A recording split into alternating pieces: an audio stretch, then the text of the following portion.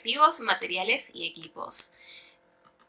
Bueno, para que se encuentre en la mayoría de los casos y por norma general en cuanto a protocolo, quiere añadirle 2% de antibiótico. Entonces eso ya es como ¿cómo están? Espero que se encuentren muy bien. Les doy la bienvenida al módulo 2 de este curso llamado Reactivos, Materiales y Equipos. Bueno, para empezar, los objetivos de este módulo son los siguientes. En primer lugar, conocer los materiales necesarios, tanto ya sea reactivos, materiales y equipos, para realizar el cultivo celular, la composición en caso de los reactivos y el principio de funcionamiento en caso de algunos materiales y equipos. Luego, comprender cómo se usa cada uno de estos materiales, equipos y reactivos y en qué etapas del proceso de cultivo celular se usan. Los temas de este módulo son los siguientes. Primero, tenemos la descripción de algunos reactivos importantes, como por ejemplo los medios de cultivo, los sueros, la tripsina, el PBS y los antibióticos. En cuanto a materiales, principalmente el uso de las pipetas y los flasks de cultivo. En cuanto a los equipos, los que se usan generalmente son la campana de flujo laminar, la incubadora, la centrifugadora, el autoclave, el microscopio invertido. Y finalmente algunos consejos de bioseguridad para mantener buenas prácticas dentro del laboratorio y de esta forma mantener condiciones estériles que eviten la contaminación. Bueno, vamos a empezar en primer lugar con lo que son los medios de cultivo. Los medios de cultivo son una mezcla de diversas sustancias que van a proporcionar distintos componentes necesarios para que las células crezcan y proliferen. Y de esta forma puedan como imitar también las condiciones fisiológicas que ellas tienen dentro del cuerpo humano o dentro del cuerpo de algún animal o planta en general. En cuanto a la presentación, cuando nosotros queremos ordenar alguno de estos medios para nuestro laboratorio, para algún experimento, tenemos dos formas de presentación. La primera es en polvo, que es la que pueden ver a mi derecha, esta es de la marca Sigma, pero pueden haber otras marcas también que sirvan como proveedores, la cual, como está en un polvo, se tiene que disolver en agua miliQ para poder finalmente obtener el medio. Es muy importante mencionar que tiene que ser agua miliQ. Siempre cuando se trabaja con cultivo celular, cualquier cosa que se necesite disolver, cualquier polvo, siempre se tiene que hacer con agua miliQ, porque a diferencia del agua destilada, el agua miliQ es una agua ultra pura, que quiere decir que se han eliminado completamente cualquier tipo de impurezas, de sales, incluso tienen un proceso un poco más, no tal vez 100% estéril, pero un poco más aséptico que el del agua destilada. También tiene un control de pH mucho más preciso, que se mantiene el pH de 7.2, que es el que se sugiere siempre cuando se quiere trabajar con sustancias biológicas, porque es a ese pH, sobre todo de células, en las que ellas pueden sobrevivir. Y pues bueno, siempre hago esta aclaración porque siempre para cualquier cosa de cultivo que se necesite disolver, usar agua miliQ. ¿Ok? Bueno, luego también tenemos ya la presentación que es en solución, que pueden ver a mi izquierda, que en este caso sería un medio DIMEM. Más adelante vamos a describir esto sobre más a profundidad los tipos de medios de cultivo. Y esto ya se encuentra listo para usar. Ya depende de cada laboratorio si le quiere añadir algún factor de crecimiento adicional, alguna sal mineral extra, pero pues de por sí mismo ya se podría utilizar porque ya está en solución, ya está preparado. Bueno, voy a explicar primeramente qué es el medio basal. El medio basal es el que tiene todo lo justo y necesario para permitir el crecimiento de células. Como les venía explicando, el medio como tal puede tener muchos más componentes adicionales a los que generalmente se utilizan. Los que generalmente se utilizan y que cualquier tipo de célula vaya a necesitar se llama medio basal. ¿Ok? Luego, si uno quiere, de acuerdo a los experimentos, el tipo de célula con la que se está trabajando, se pueden añadir suplementos adicionales que complementen este cóctel de diversas sustancias. Pero eso ya depende como que de casos específicos. Pero para empezar vamos a describir la composición del medio basal. Está compuesto por sales inorgánicas, aminoácidos, vitaminas, ¿qué más tenemos? Voy a mover un poquito mi cámara por aquí. Tenemos glucosa, que va a ser la fuente de carbono. Aminoácidos van a ser la fuente de nitrógeno. Ambos son necesarios para la vida. Tenemos también las vitaminas, buffer, el cual nos va a permitir mantener un pH neutro de 7.2, que es el que les que venía comentando, y que bueno, que básicamente sirven como un tampón, ¿ok? Para que este pH se mantenga estable. Tenemos el agua Milky, que ya les venía comentando el por qué trabajar con ella y su importancia. Y además, por no decir que casi todos los medios o ya vienen incorporados por default o se les añade lo que es el fenol rojo. ¿Qué es el fenol rojo? El fenol rojo nos permite mantener un control sobre el pH de este medio en general. Y para ello tenemos la siguiente escala de colores que pueden ir desde el muy amarillo hasta un como casi morado. Pero preferentemente se tiene que permanecer entre un naranjita y rojo, ¿ok? Eso es como que el rosado, rojo más o menos por ahí, ¿ok? ¿Por qué? Bueno, el fenol rojo nos permite visualizar, de acuerdo al color, cómo está el pH de este medio, ¿ok? Tenemos el pH ácido, o sea, mientras más ácido se encuentra el medio, va a estar mucho más amarillo. Y hay un poquito como que de tono, un rango de tonos de amarillo que podría adquirir, pero siempre cuando vemos que está amarillo es porque está ácido. ¿Y por qué está ácido? Pues porque puede que las células hayan crecido tanto que se hayan consumido todo, como que todos los nutrientes y ya no tienen de dónde más absorberlos, ¿ok? Por eso es que el medio se pone ácido, porque sacaban todos estos nutrientes y todos estos compuestos que les hemos echado y a las células ya se lo consumieron. Y es un significado de que tenemos que hacer un cambio de medio. Y bueno, por el contrario, tenemos el alcalino, ¿ok? Mientras más alcalinos, que hay menos actividad celular, ¿ok? O sea que las células tal vez no, o se murieron, o no están creciendo porque algo sucedió. Y eso también nos indica alguna señal de alerta para estar atentos y tal vez cambiar un poco el approach que estamos teniendo con nuestros experimentos. Ok, ahora vamos a hablar sobre los tipos de medios. Tenemos los medios naturales y los medios artificiales. Los medios naturales básicamente pueden ser fluidos biológicos, que pueden ser, como les comento, extraídos de, por ejemplo, la placenta humana, ya que esta contiene muchos factores de crecimiento, los cuales son esenciales para las células, para que obviamente puedan crecer. Fluido amniótico, incluso el mismo plasma, pueden también obtenerse a través de extractos tisulares, como el de médula ósea, extractos de hígados o tumores, y también coágulos. Los coágulos también tienen muchos factores de crecimiento que por lo que generalmente pues permiten cicatrizar alguna herida dentro del cuerpo y pues eso también proporciona un ambiente ideal para el crecimiento de células.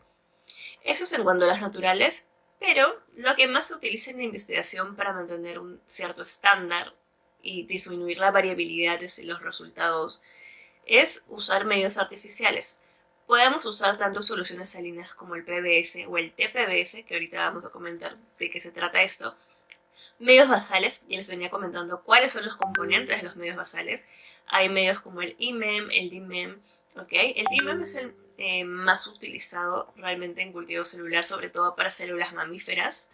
Y también tenemos los que son de alta glucosa, alto contenido en glucosa y bajo contenido en glucosa. Esto también depende mucho del tipo de célula que se utilice. Por ejemplo, si voy a utilizar una célula de músculo, voy a necesitar un medio de alta glucosa, porque estos tipos de células necesitan mucha energía para crecer y crecen muy rápido, por lo cual también consumen energía mucho más rápido. Sin embargo, si voy a trabajar con algunas células del páncreas y estoy estudiando algo relacionado a la insulina o la glucosa, por ejemplo, estamos trabajando con células alfa o betas, me convendría más un poco variar la cantidad de glucosa que le estoy poniendo, ¿ok? Y por eso es que también hay rangos de la cantidad de glucosa y eso ya es algo como que mucho más específico de la célula con la que quieres trabajar. Luego el medio también como predecesor al DIMEM fue el IMEM, que también contiene mucho de lo que tiene el DIMEM es un poquito más básico, o sea, el DIMEM tiene muchos más nutrientes, muchos más complementos, pero los dos sirven de igual forma. Luego también tenemos los medios complejos que ya son para células muy especiales, por ejemplo el RMPI 1640 que es para células hematopoyéticas, tenemos el IMDM, el F12, que también es una mezcla entre DIMEM y F12, etc. Bueno, ahora voy a explicar qué es una alícuota del medio, ¿ok? Cuando nosotros preparamos medio basal, que es lo que yo les venía comentando, que tiene todos estos componentes y generalmente si lo compramos en solución nos van a venir mínimo en 500 mililitros, 1 mililitro. También cuando tenemos estos polvos, nos viene para 1 mililitro. O sea, en el frasco dice, ok, todo este polvo, si tú lo disuelves en agua MilliQ, te va a dar un litro de medio. ¿Ok? Eso vendría a ser como que nuestro batch, ¿ok? Es como que un frasco grande de 1 litro o hasta de 2 litros, incluso dependiendo cómo es que se está preparando, que tiene bastante medio, ¿ok? O sea, para el cultivo en células no nos vamos a gastar los 2 litros o el litro completo, pero se prepara esto para tener un batch grande que luego puede ser usado por diversos miembros del laboratorio, quienes van a hacer sus propias alícuotas. ¿Qué quiere decir? Este batch grande van a jalar una cantidad pequeña, por ejemplo 50 mililitros dentro de un frasco de Falcon, y ellos van a tener su propio medio, ¿ok? Van a separarlo del batch grande en un recipiente más pequeño y ya como que va a tener un dueño, digamos, ¿no? Ya va a ser de cada persona y ya cada persona puede modificarlo. O sea, por ejemplo, si algún compañero no le gusta trabajar con antibiótico, ahorita vamos a comentar un poco más por qué necesitamos el antibiótico en este medio, pueden él no añadirle antibiótico, pero otro compañero quiere añadirle 1% de antibiótico y otro compañero del laboratorio quiere añadirle 2% de antibiótico. Entonces eso ya es como cosas que ya cada persona va determinando de acuerdo a los experimentos que quiere realizar, a las células que está utilizando y a su forma de trabajar en general, por lo cual para eso se prefiere que, ok, cada uno jala como que el grande, se hace uno pequeño, una muestra pequeña, una alícuota, y de ahí ya le hace las modificaciones que requiera para su determinado caso. ¿Ok? Por eso es que esta alícuota, en general, en la gran mayoría de los casos y por norma general en cuanto a protocolos, se basa en el medio basal más un pequeño porcentaje de antibiótico. Usualmente se trabaja con el 1%, pero como les comentaba, hay gente que le podría añadir un poco más de acuerdo al tipo de experimento que está usando, y también un 10% de suero, ¿ok? Y luego también, como les comentaba, es muy importante el antibiótico. ¿Por qué? Porque estas células son susceptibles a la contaminación, ¿ok? Si tenemos un medio normal, vamos a ver que este medio, o sea, cuando las células están en un ambiente estéril y todo está ok con ellas, vamos a ver que el medio es transparente y es claro. O sea, vamos a poder, cuando vemos el frasco a simple vista, vamos a ver que es transparente. ¿Ok? Es rojizo, como les venía comentando un poco también sobre los colores que podría tomar, de acuerdo a cómo va el metabolismo de las células, y es inoloro. Sin embargo, cuando tenemos un medio contaminado, en primer lugar es turbio, como podemos ver aquí. O sea, aquí tenemos como que algo más transparente, cristalino, o sea, podemos ver a través de este medio, pero aquí vemos la diferencia de que ya está medio turbio, ¿ok? Puede ser amarillo, ¿ok? También porque hay muchas bacterias, digamos, y puede, obviamente, estas bacterias consumir todos los nutrientes que le hemos puesto, que eran para las células, pero las bacterias se los están robando, y por eso también que de un día para el otro puede automáticamente estar amarillo, lo cual no es normal. O sea, es muy raro, excepto que hayas sembrado 1000 células o muchísimas células más de las necesarias, que de un día para el otro o de unas horas de una a la hora siguiente, a una hora después, tengas el medio amarillo. O sea, es muy raro. O sea, eso no sucede cuando las células están bien. Entonces eso también podría ser un indicador de algún tipo de contaminación, de que hay un organismo externo, muy aparte de las células, algún otro tipo de microorganismo está consumiendo estos nutrientes y todos estos componentes del medio, lo cual usualmente significa que hay una contaminación. Pero no necesariamente solo amarillo. Puede también tornar un color medio blanco, como que está hasta verde. Depende mucho de la fuente de la contaminación, pero digamos que también ver que está amarillo de un día para el otro o de una hora para la otra también es una mala señal. Y luego también que puede desprender un mal olor, obviamente por la presencia de las bacterias y de hongos, incluso de algunas levaduras, etcétera, o Mycobacterium. La contaminación por Mycobacterium es muy común, ¿ok? Suele ser inofensivo, pero igual es preferible evitarlo para no contaminar o ensuciar resultados. Luego tenemos los antibióticos. Como les venía comentando, los antibióticos son muy importantes para controlar y, bueno, matar en este caso o prevenir el crecimiento de ciertos microorganismos como las bacterias y los hongos, que son los que principalmente atacan este tipo de cultivos dentro del laboratorio. Y bueno, también están dentro de nuestro medio. podemos añadirles un 1%.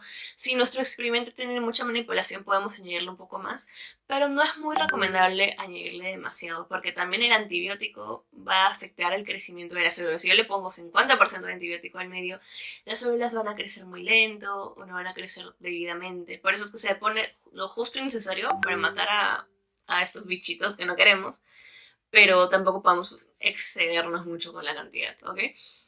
Hay diversos tipos de antibióticos. Principalmente se clasifican de esta forma: los inhibidores de síntesis de la pared celular, los inhibidores de la transcripción y los inhibidores de la traducción. ¿Ok? En inhibidores de síntesis de la pared celular tenemos la ampicilina, la carbenicilina, anti-anti, penestrep, fungicide. Los más utilizados son el anti-anti, que sería antibiotic, antimycotic o antibiótico antimicótico, lo cual significa que mata tanto bacterias como hongos. Y también tenemos el penestrep, que es penicilina streptomicina, que también es muy utilizado. Pero más que matarlas directamente, lo que realmente hacen este tipo de antibióticos en particular es evitar que estas bacterias sinteticen su pared celular, ¿ok? Y si las bacterias no sintetizan la pared celular, obviamente no van a poder desarrollar sus funciones adecuadamente y pues no van a proliferar y no van a poder seguir como creciendo, ¿no?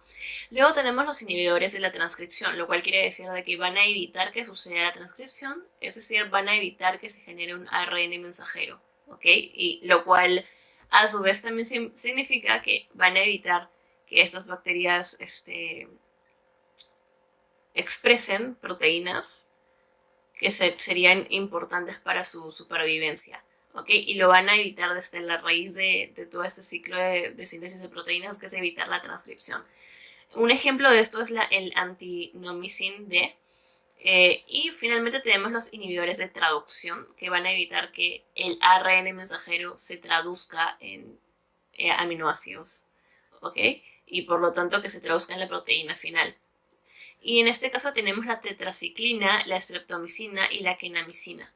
¿Ok? Estos antibióticos en general son usados también, por ejemplo, para combatir infecciones bacterianas, pero pues obviamente en este caso estamos dentro del contexto del cultivo celular, lo cual en este contexto en particular nos ayuda a controlar y evitar que la contaminación ocurra en nuestros cultivos celulares. Luego también tenemos los sueros. Los sueros son una sustancia extraída de la sangre fetal de mamíferos, ¿ok? Durante la matanza de estos animales. Generalmente se trabaja con suero fetal bovino o SFB por sus siglas. Es el más utilizado en realidad por la investigación porque pues, ha mostrado que tiene buenos resultados. Está también ampliamente disponible y tiene una gran cantidad de factores de crecimiento. Esto es muy importante porque es que se le añade suero al medio basal. Así como los antibióticos previenen contaminación, los sueros en este caso van a proporcionar factores de crecimiento en gran cantidad, en una alta concentración, lo cual favorece mucho el crecimiento de las células, ¿ok? También proporciona ciertos nutrientes y proteínas complementarios. Sin embargo, lo único malo de esto es que, como bien dice en la definición, se extrae durante la matanza de animales.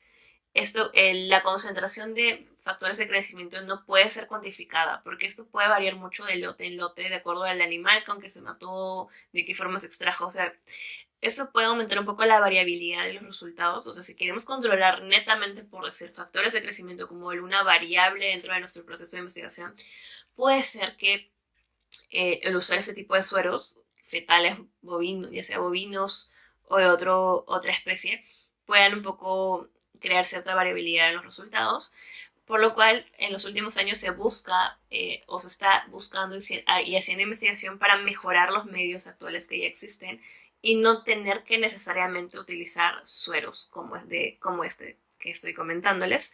Pero pues hasta que no lleguemos a este punto vamos a necesitar todavía usar este tipo de sueros como complemento, lo cual también sirve bastante, la verdad, para obtener un buen resultado y que las células crezcan. Pero ya les comento también que existen ciertas desventajas, ¿ok?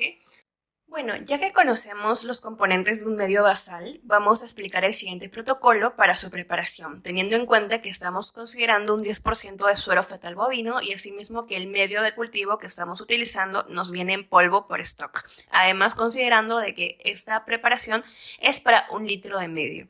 ¿Ok? El primer paso es disolver el medio en polvo en 900 mililitros de agua Milky estéril, de preferencia que haya sido autoclaveada, y recordando que tiene que ser agua ultra pura. Asimismo, este medio en polvo ya contiene diversos nutrientes, proteínas y glucosa para proporcionar a las células los componentes necesarios para su crecimiento. Hay que recordar que de fábrica este polvo ya nos viene contemplado para 1 litro, es decir, que nada más tenemos que agarrar todo el componente y diluirlo en los 900 mililitros de agua Milky. No necesitamos pesarlo, puesto que ya nos viene listo para disolverlo para 1 litro. ¿Ok? El segundo paso es agregar 1.5 gramos de bicarbonato de sodio a esta solución. El bicarbonato de sodio nos va a servir como un tampón para mantener un pH neutro y óptimo para el crecimiento de las células y que este pH no esté fluctuando constantemente. Asimismo, el tercer paso vamos a medir el pH con un pHímetro y vamos a asegurarnos que este pH se encuentre entre 7.2 y 7.6, que es el óptimo. ¿Ok? En caso el pH sea menor a 7.2, es decir, sea muy ácido, vamos a usar hidróxido de sodio para neutralizarlo e incrementar el valor del pH hasta que esté dentro del rango que nosotros queremos. Si por el contrario el pH es mayor a 7.6, es decir, está muy básico, podemos agregarle HCl para disminuir este valor hasta encontrarnos en el rango que estamos proponiendo. ¿Ok? Como cuarto paso tenemos agregar 0.1 gramos de piruvato de sodio. El piruvato de sodio va a proporcionar componentes adicionales que le van a otorgar energía a las células para que tengan un correcto metabolismo. De por sí, el medio en polvo ya tiene glucosa que va a proporcionar energía, pero el piruvato de sodio va a proporcionarle una energía extra que se puede requerir para las células. Además, vamos a añadir 100 mililitros de SFB o suero fetal bovino en la solución. Luego vamos a agitar en una plancha magnética a 30 grados centígrados hasta que esté totalmente disuelto. Y finalmente, en la campana vamos a filtrar el medio usando un filtro de membrana, que es este a continuación, es uno especial que se utiliza para medios de cultivo, y usando una bomba de vacío. La bomba de vacío va a ir conectada aquí donde está este círculo, con este pequeño pico o tubito que se ve, ahí va a ir conectado, y mediante el efecto del vacío, el medio que se encuentra arriba va a ir cayendo automáticamente hacia el contenedor inferior, y en el inferior ya tendríamos el medio estéril. Recordar también que este filtro de membrana es uno especial que permite el paso de moléculas de alto peso molecular, como por ejemplo ciertas proteínas, la glucosa, etcétera, porque si no lo permitiera, el medio filtrado nos quedaría sin nutrientes. Así que necesitamos que sí nos permite el paso de estas moléculas, pero evita el paso de bacterias y de ciertos microorganismos como podrían ser levaduras o hongos, y esto sí lo evita por el tamaño de poro. El tamaño de poro de este tipo de filtro de membrana utilizado exclusivamente para medios de cultivo es de 0.22 micrómetros, ¿ok? Es importante atender estas consideraciones. También recordar de que estamos asumiendo de que este medio de cultivo ya tiene incorporado el rojo fenol, el cual nos va a indicar visualmente mediante los cambios de color los cambios en el pH, ¿ok? Porque hay varios medios que ya lo incluyen de fábrica dentro del polvo, pero pueden haber algunos medios que no lo incluyan, así que hay que añadirlo como un componente adicional y habría que hacer algunos pasos adicionales dentro de este protocolo. Bueno, una vez que tenemos preparado el medio basal, vamos a preparar un medio en forma de alícuota, lo cual quiere decir de que del medio grande que tenemos de 1 litro, esto va a ser nuestro batch, vamos a sacar una pequeña proporción que va a ser para nuestro uso personal, porque por ejemplo, en nuestro laboratorio pueden haber 10 personas que necesitan usar medios de cultivo y el mismo medio de cultivo que hemos preparado, pero si todos usaran ese frasco de 1 litro cada vez que quieren hacer los experimentos, el riesgo de contaminación va a ser mucho más grande, porque si tal vez alguno de los compañeros no tuvo el cuidado suficiente en cuanto a las medidas de bioseguridad, puede contaminar el frasco de 1 litro y para todos se les va a contaminar, o sea, para todos los miembros del laboratorio se van a contaminar los experimentos y se va a tener que desechar este litro, lo cual no es lo ideal porque estos medios suelen ser un poco caros y es muy preferible no malgastarlos. Así que la manera de evitar el riesgo de contaminación general para todos los experimentos es de que cada usuario o cada miembro del laboratorio tenga su propia alícuota.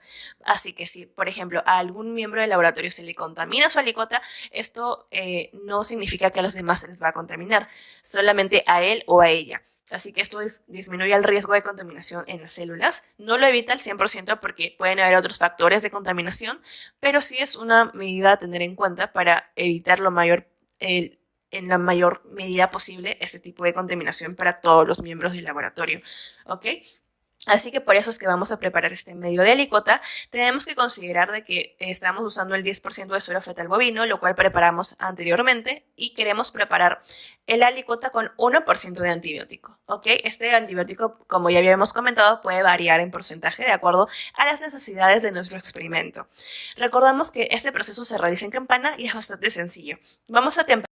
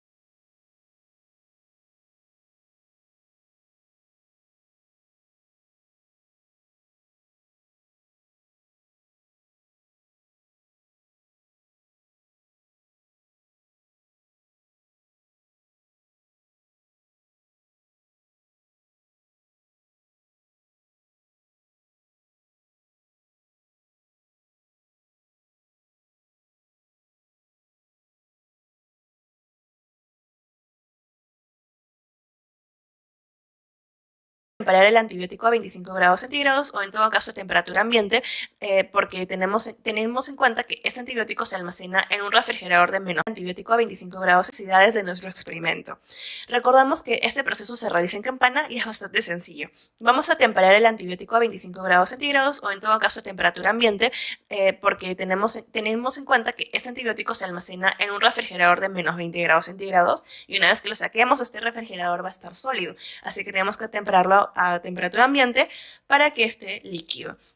Una vez tenemos eso, vamos a poner 49.5 mililitros de medio de cultivo en un tubo Falcon de 50 mililitros, ¿ok?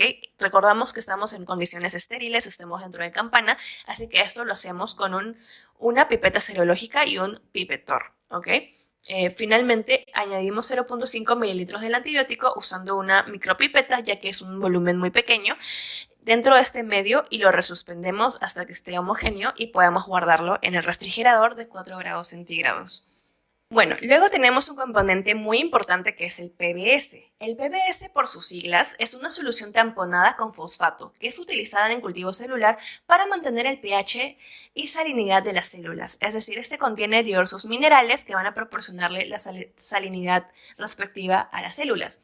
Entre sus aplicaciones tenemos lavado celular, dilución de muestras, por ejemplo, cuando vamos a preparar algún ensayo usando fluorescencia, vamos a tener que diluir las muestras.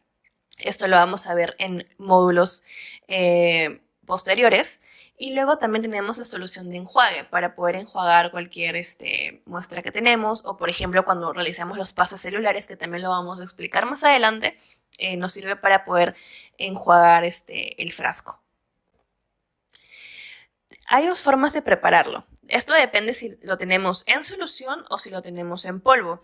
Si tenemos un PBS en solución, hay que recordar de que este puede venirnos con una concentración, por ejemplo, al 10X o al 100X. Esto va a variar de acuerdo al fabricante, pero si está en esta forma, está demasiado concentrado. Es decir, tiene una concentración mucho más alta de la que realmente vamos a necesitar para su uso en el laboratorio. En ese sentido, vamos a tener que diluir este PBS ultra concentrado en agua miliQ o agua ultra pura usando la fórmula de conservación de la masa, que ya lo hemos visto tal vez anteriormente en alguna clase de química, que es concentración 1 por volumen 1 es igual a concentración 2 por volumen 2. ¿Ok? Si reacomodamos esta expresión, vamos a despejar volumen 1, que nos va a quedar la concentración 2 por el volumen 2 entre la concentración 1. Si reemplazamos con los datos que tenemos, es decir, la concentración 2 o concentración final que queremos va a ser de 1x, porque es la concentración con la que se trabaja para los experimentos con células. El volumen 2, digamos que quiero hacer una licuota del PBS de 50 mililitros, así que este va a ser el volumen final que yo quiero de PBS diluido. Y lo voy a dividir entre la concentración 1, que sería el 10x, que es la concentración que me estipulan en el fabricante en la etiqueta de este frasco. Entonces, si yo hago este cálculo, voy a tener que el volumen de PBS de 10x que tengo que añadir en el agua miliQ para que ésta se diluya va a ser de 5 mililitros. Y el volumen del agua miliQ va a ser 45 mililitros. Si sumamos ambos volúmenes, vamos a tener el volumen total de 50 mililitros, que es el volumen que queremos para nuestra alícuota de PBS. Si por el contrario, el PBS nos viene en polvo, hay que recordar que algunos PBS como el Sigma Aldrich ya vienen listos para prepararlo para 1 litro. Aquí no sé si se ve bien, pero dice for preparing 1 liter, es decir, para disolverlo en 1 litro. Así que no tenemos que pesar nada, no tenemos que pesar absolutamente nada, simplemente conseguir vaciar el polvo que ya nos viene en este frasco o en este sobre y diluirlo en 1 litro de agua miliQ.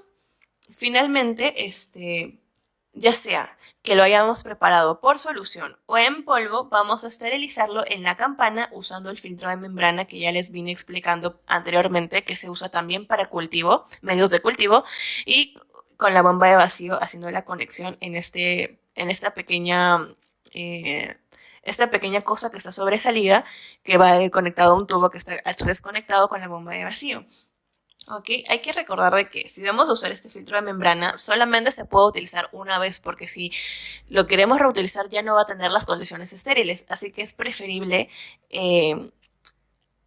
filtrar la mayor cantidad de PVC posible en un mismo tiempo. Por ejemplo, aquí estamos filtrando en polvo lo de 1 litro de agua miliQ, lo cual es bastante razonable porque es una cantidad relativamente grande y vamos a hacer un mejor provecho de este filtro de membrana. Pero, por ejemplo, aquí en esta solución yo estoy preparando un batch de 50 mililitros. Esto puedo usarlo tal vez para ciertos experimentos que no requieran condiciones estériles, pero si requiero esterilizar este PBS, es preferible preparar 1 litro o más para también hacer un buen uso del filtro de membrana. Aquí yo solamente estoy explicando de 50 mililitros como un ejemplo para entender un poco el cálculo que se tiene que realizar, pero si ustedes quieren prepararlo para 1 litro, y lo cual es lo recomendable para optimizar el uso del filtro de membrana, lo pueden hacer ya entendiendo cómo se usa esta ecuación y cómo se reemplazan dentro de la fórmula. También tenemos la tripsina. La tripsina en realidad es una enzima que se encuentra pues, en nuestros cuerpos, en el intestino, que se encarga de degradar los alimentos. Pero pues dentro del contexto del cultivo celular sirven para despegar las células de las placas o de los frascos en los cuales se están cultivando para realizar un pasaje o paso celular.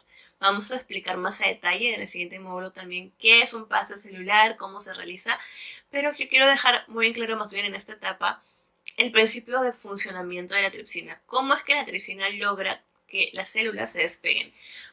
Por ejemplo, aquí tenemos como un pequeño gráfico que les he realizado con mucho cariño, donde las células están aquí pegadas a una superficie. Recuerden que estamos trabajando con células adherentes, las cuales van a necesitar siempre algún tipo de superficie para sobrevivir y crecer. ¿Ok? Al momento de añadir tripsina, y a veces también se le añade EDTA como un suplemento adicional a la tripsina, estas células que están adheridas se van a despegar y van a estar flotando, suspendidas dentro del medio de cultivo. ¿Qué es lo que está pasando en realidad? ¿Cómo es que de esta primera etapa de adheridas vamos a pasar a suspensión? Bueno, principalmente cuando la célula se añade a una superficie, lo hace mediante ciertas proteínas que son las integrinas, que ya las habíamos visto en el anterior módulo, en la parte de mecanismos de adhesión, cómo es que la célula se adhiere a las superficies. Y habíamos visto que uno de estos es que las integrinas sirvan como un puente entre la superficie y la célula, ¿ok? Lo que va a hacer la tripsina es destruir la capa de proteína, o sea, va a destruir la tripsina va a destruir a las integrinas y eso va a hacer que la célula se despegue de la superficie. Va a desintegrar la proteína, esta capa que contiene esta proteína de las integrinas. Y el EDTA lo que va a hacer es secuestrar los iones de calcio. ¿Ok? ¿Para qué sirven los iones de calcio? Estos iones de calcio se encargan de estabilizar la interacción integrina-péptido, que quiere decir que va a hacer que esta adhesión entre las células y la superficie sea lo suficientemente estable para que, no sé, que si yo sacudo mi frasco así, o sea, que no se despeguen. O sea, si yo estoy sacudiendo así, no se van a despegar. ¿Ok? Por eso sirven estos iones de calcio. Pero el EDTA lo que va a hacer es secuestrar estos iones de calcio y debilitar este enlace con las integrinas.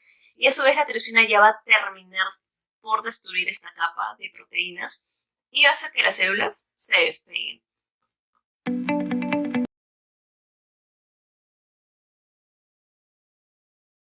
Micropipetas, pero si quieren saber más del tema, pues les invito a explorarlo. Yo no les voy a enseñar tanto hasta hacer usarlo porque esto ya es un poco más sobre cultivo celular y se asume que aunque hay ciertas nociones, pero igual es bueno recordarlo y repetirlo. Luego tenemos los flasks de cultivo, que básicamente son recipientes que tienen una superficie adecuada para la adición y proliferación de las células adherentes en el laboratorio. Tenemos diversos tipos. Tenemos, voy a mover un poquito aquí mi cámara. Tenemos las placas Petri. Tranquilamente podemos poner medio de cultivo en una placa Petri y poder hacer que las células crezcan ahí. Tenemos los T-flasks, que en realidad son los más utilizados para hacer expansión y proliferación celular. Y hay diversos tipos que se dividen básicamente por el área en las que son capaces de crecer las células. Tenemos los flasks T25, T75, T175 y los T225. Podemos ver que los números corresponden de menor a mayor. Usualmente en el laboratorio usamos los que son los T25 y T75. Estos otros también pueden ser utilizados, pero ya son más que nada para aplicaciones un poco más industriales, cuando queremos realmente cultivar una gran cantidad de células para producir algo. Se usa más que nada esto para tener un rendimiento óptimo de la producción de células, pero para experimentos como los que se hacen, por ejemplo, a nivel de investigación básica o aplicada, T25 y T75 son los más usados. ¿Por qué tienen esos números? Pues es muy simple. El número corresponde al área, como les venía comentando, en el que pueden crecer las células. Por ejemplo, el T25 tiene un área de 25 centímetros cuadrados en las cuales las células van a poder adherirse y crecer. 75 centímetros cuadrados para el T75, 175 centímetros cuadrados y finalmente 225 centímetros cuadrados.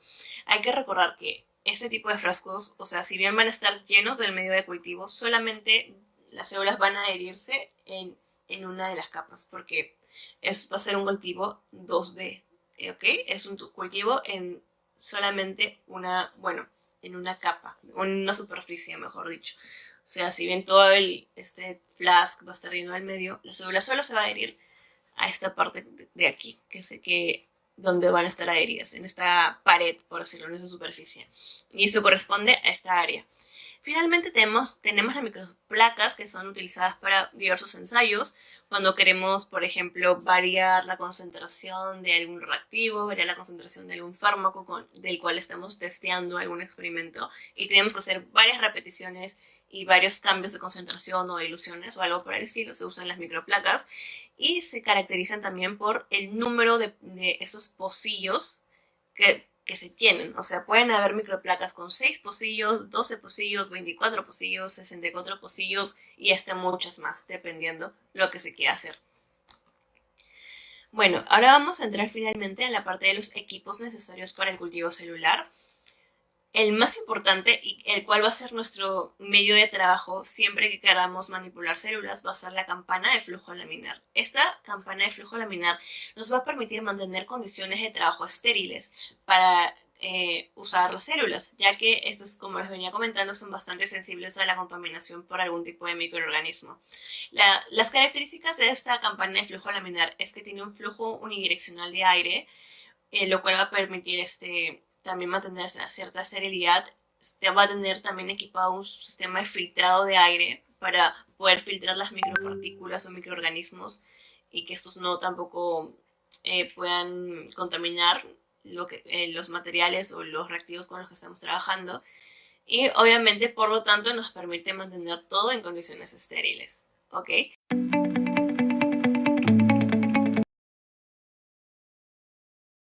De dióxido de carbono o CO2 que va a ir conectado en la incubadora y va a proporcionar las condiciones óptimas de la concentración de este gas para las células. Ya veníamos explicando que óptimamente van a estar a una concentración de 5%, pero esto puede variar de acuerdo al tipo de célula con la que estamos trabajando.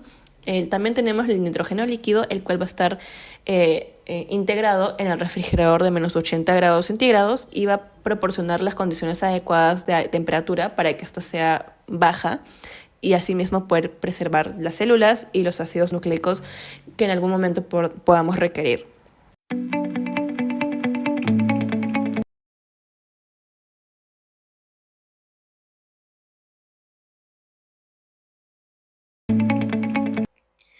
Bueno, ahora vamos a entrar finalmente en la parte de los equipos necesarios para el cultivo celular. El más importante y el cual va a ser nuestro medio de trabajo siempre que queramos manipular. Por ejemplo, podemos separar, usar las células, ya la contaminación, permitir que estamos trabajando dentro de esto. Y obviamente, por lo tanto, nos permite mantener los materiales o los reactivos con los que estamos trabajando. Y obviamente, por lo tanto, nos permite mantener todo en condiciones estériles. ¿Ok? Luego tenemos la incubadora. La incubadora básicamente es un equipo que va a simular condiciones fisiológicas para que las células puedan crecer dentro de esto. Y obviamente todo va a ser dentro de un ambiente muy controlado y, por supuesto, estéril. Ok, las características de esto es que usa un tanque de CO2 porque se necesita mantener una concentración óptima de este gas, el cual es muy necesario para las células. ¿Okay? Generalmente la gran mayoría de células trabaja con un 5% de concentración de CO2. Es necesario mantener esta concentración. También la mayoría trabajan a una temperatura de 37 grados centígrados, sobre todo cuando estamos hablando pues, de células mamíferas, pero en realidad la gran mayoría trabajan a esta temperatura.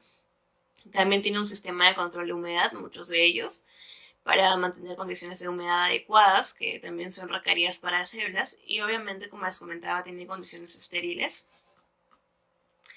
Tenemos la centrifugadora también, que es un equipo que utiliza la fuerza centrífuga para separar partículas. Por ejemplo, en este caso, las células se podrían considerar como un tipo de partícula. ¿Ok? Y las va a separar de acuerdo a la densidad, a la geometría y a su tamaño. Algunas de las aplicaciones dentro del área de cultivo celular es la separación de muestras, o la obtención de ciertos componentes y la concentración de muestras. En este caso, por ejemplo, podemos separar células del medio de cultivo para obtener un pellet que va a ser chiquitito y usualmente, bueno, de color blanco. Y de esta forma podemos hacer un conteo de células o podemos hacer algún pase, o sea, es muy interesante e importante para este tipo de procedimientos. Bueno, también tenemos lo que es el autoclave. El autoclave es un equipo que permite esterilizar el material que se va a utilizar dentro del cultivo celular. Tanto podemos esterilizar materiales de laboratorio como reactivos. Y las características son que tiene un aumento de presión. O sea, el principio del funcionamiento del autoclave es que va a ser un aumento de presión y a su vez también el aumento de la temperatura, lo cual va a matar a los microorganismos. Y obviamente usando el vapor de agua como un medio para también hacer esta esterilización. También tenemos lo que es el microscopio invertido, que es un tipo de microscopio óptico, pero tiene una característica muy importante. Está diseñado para poder visualizar células adherentes dentro de frascos que se usan en cultivo celular y que son cerrados. ¿Y cuáles son las características principales de este tipo de microscopio? Bueno, en primer lugar, que los objetivos, es decir, estos lentes, que están aquí van a estar debajo de la muestra. En un microscopio óptico tradicional, esos objetivos están arriba, en esta zona. Pero como es invertido, los objetivos van a estar abajo. ¿ok? Luego tiene un buen contraste para poder visualizar las células de una mejor forma, tiene un enfoque mejorado porque a veces, o sea, ahorita estamos hablando de cultivo 2D, pero si hablamos de cultivo 3D vamos a necesitar un enfoque muy especial para diferenciar las células que están en diversas capas de nuestro andamio, como darles un ejemplo. Y también algunos, y de preferencia, deberían contener fluorescencia, lo cual nos va a permitir hacer algunos ensayos para caracterizar estas células. Entre otros equipos que son muy importantes son los refrigeradores. Los refrigeradores nos sirven para almacenar los reactivos y los materiales biológicos para de esta forma evitar que se descompongan o se degraden con el tiempo. Tenemos 3 tipos de refrigeradores a considerar dentro de lo que es el cultivo celular. Tenemos el refrigerador de 4 grados centígrados, el cual se usa para almacenar medios de cultivo y PBS. Luego tenemos el refrigerador de menos 20 grados centígrados, que se usa principalmente para almacenar reactivos como la tripsina, los antibióticos, los reactivos para hacer tinciones, etc. Y luego tenemos el refrigerador de menos 80 grados centígrados, que es la menor temperatura posible que vamos a necesitar para cultivo celular y nos va a servir para almacenar células criopreservadas o algún tipo de material como el ARN mensajero o DNA que hayamos extraído y que posteriormente vamos a necesitar para algún tipo de experimento como alguna PCR. Y se necesitan guardar en el de menos 80 porque si no se puede degradar el mRNA o el DNA y vamos a perder la calidad de estos ácidos nucleicos. También tenemos los tanques. Los tanques van a estar conectados ya sea a la incubadora o a algún tipo de refrigerador para mantener condiciones adecuadas para las células. Tenemos, por ejemplo, el tanque de dióxido de carbono o CO2 que va a ir conectado en la incubadora y va a proporcionar las condiciones óptimas de la concentración de este gas para las células. Ya veníamos explicando que óptimamente van a estar a una concentración de 5%, pero esto puede variar de acuerdo al tipo de célula con la que estamos trabajando. También tenemos el nitrógeno líquido, el cual va a estar integrado en el refrigerador de menos 80 grados centígrados y va a proporcionar las condiciones adecuadas de temperatura para que ésta sea baja y asimismo poder preservar las células y los ácidos nucleicos que en algún momento podamos requerir.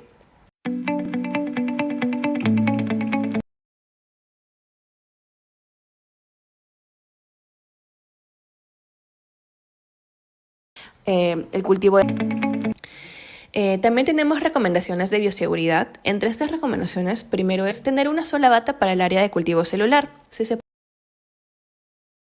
puede adquirir las descartables aún mejor, pero recordemos que las descartables pueden ser algo costosas y tal vez no puede ser algo viable a largo plazo, sobre todo si es un laboratorio pequeño que no cuenta con tanto presupuesto. Así que como solución se puede usar una sola bata de laboratorio como las normales de tela, pero nada más que se usa en el área de cultivo para evitar algún tipo de contaminación cruzada. Luego, rociar con etanol al 70% todo lo que vaya a entrar a la campana. Frascos, reactivos, cualquier cosita que vaya a entrar a la campana de flujo laminar tiene que haber sido rociada con este etanol para evitar contaminación. Asimismo, también tenemos que rociar con etanol al 70% todo lo que vaya a entrar a la incubadora, ya sea los frascos con células o cualquier cosa que requeramos meter a la incubadora tiene que haber sido rociado con etanol también. Asimismo, esterilizar con la luz ultravioleta 10 minutos antes y después de usar la campana, ¿ok? Porque no sabemos si la persona que estuvo antes que nosotros puso la luz UV. Pueden pasar muchas cosas, tal vez la persona está apurada o se descuidó y no se dio cuenta que no prendió la luz UV luego de usar la campana. Así que si no podemos estar 100% seguros que la persona anterior puso la luz UV, tenemos que ponerla nosotros antes y obviamente luego que hayamos terminado de trabajar, la volvemos a encender después para que esté estéril para la siguiente persona que la vaya a usar. Luego tenemos limpiar con etanol y detergentes la campana después de usarla, ¿ok? Es importante limpiar la superficie de la campana y cualquier otro componente que haya estado dentro de la campana y hayamos tocado o utilizado en nuestro experimento o lo que hayamos estado realizando para dejar todo limpio para la siguiente persona que vaya a venir y asimismo también para evitar algún tipo de contaminación porque si se te haya caído alguna gotita de medio, por ejemplo, y no la hayamos limpiado, puede que ese medio luego se contamine con bacterias y eso se puede traducir en alguna contaminación dentro de nuestra área de cultivo que debe permanecer siempre estéril. Y finalmente, tener un frasco de desechos y botarlos cada cierto tiempo. Dentro de la campana puede haber un frasco como de 1 litro donde podamos poner algunos desechos líquidos, por ejemplo, algún medio que ya no nos sirva, algún tipo de reactivo que nos sobró y tenemos que desecharlo ahí, pero una vez que esto llega a la mitad de su capacidad, se tiene que desechar. Podemos hacerlo de diversas formas. Podemos ponerle cloro, o sea, como un chorro de cloro para poder neutralizarlo y desecharlo en la tarja, o podemos ponerlo en algún tipo de bidón que luego vaya a ser tratado para su desecho. Además, hay que recordar que hay que trabajar siempre con materiales y reactivos estériles. Los materiales estériles, como los frascos o las pipetas serológicas, van a venir siempre dentro de un tipo de plástico, ¿ok? Y hay que abrirlos dentro de la campana, no afuera. Asimismo, los reactivos tienen que estar estériles, o sea, tenemos que haber filtrado los reactivos o autoclavearlos para estar seguros de que no contienen ningún tipo de bacteria u hongo. En cuanto a la indumentaria, recordar que es importante contar con un gorro que va a agarrar nuestro pelo y evitar que algún pelillo por ahí se caiga dentro del medio o algo por el estilo. Es recomendable usar mascarilla, puesto que también nuestro aliento contiene algún tipo de virus o bacteria que podría influenciar en nuestros cultivos. Sí o sí, esto sí no es una recomendación, sino es una obligación usar guantes de látex, y tienen que ser nuevos cada vez. Es decir, no puedo reutilizar un guante que haya utilizado un día y si mañana quiero volver a hacer el cultivo dentro de la campana, tengo que usar guantes nuevos porque esos ya no están estériles. O sea, siempre usar guantes estériles de látex. Asimismo, el tema de las batas, que tienen que ser desechables o exclusivas para el área de cultivo. Y finalmente, el uso de protector de zapatos. En cuanto a los desechos, veníamos comentando que podemos tener algún tipo de desecho líquido, pero en sí pueden ser dos tipos de desechos. Pueden ser desechos sólidos o líquidos. Entre los desechos sólidos tenemos la basura normal, que podrían ser los plásticos que se usan para abrir algún tipo de tubo Falcon o de esos plásticos donde vienen los frascos para cultivo como los T25. Esos frascos, esos plásticos se pueden botar en la basura normal. Asimismo, las toallitas que se usan para secar o limpiar la campana de flujo laminar. Luego tenemos los residuos RPBI en la bolsa roja, es decir, residuos con potencial biológico infeccioso. Y aquí van a ir las pipetas, las puntas de micropipetas, los tubos Falcon y los flasks o contenedores de cultivo que hayan estado en contacto con algún tipo de célula. Todo eso va a ir en la bolsa roja, y siempre y cuando sea sólido, ¿ok? Finalmente tenemos los punzocortantes, que pueden ser agujas o cuchillas que tal vez en algún tipo de experimento lo vayan a requerir. Tienen que ser en este tipo de frasco especial. Tenemos ahora los líquidos, que pueden ser los desechos de campana que les venía comentando previamente. Esos pueden estar en este frasco de 1 litro dentro de la campana siempre. Aquí podemos poner los medios de desecho, PVS, DPVS que hayamos utilizado para algún tipo de enjuague o lavado, tripsina o antibióticos. Esto se puede usar cuando trabajamos con pequeñas cantidades, pero si, por ejemplo, nuestro laboratorio es muy grande o estamos haciendo algún tipo de manufactura donde estamos produciendo células al por mayor, vamos a necesitar un bidón donde luego de trabajar en la campana o en donde sea que estemos trabajando, vamos a vaciar los líquidos en este bidón y taparlo, ¿ok? Eso es para desechos biológicos en gran cantidad. Y una vez que esto esté a su 90% de capacidad en volumen, se tiene que llevar a un tratamiento adecuado antes de su desecho, pero esto ya tiene que ser con algún equipo de bioseguridad o alguna persona experta dentro de nuestro laboratorio, nuestro instituto o centro de investigación para que le haga el correcto tratamiento antes de su desecho.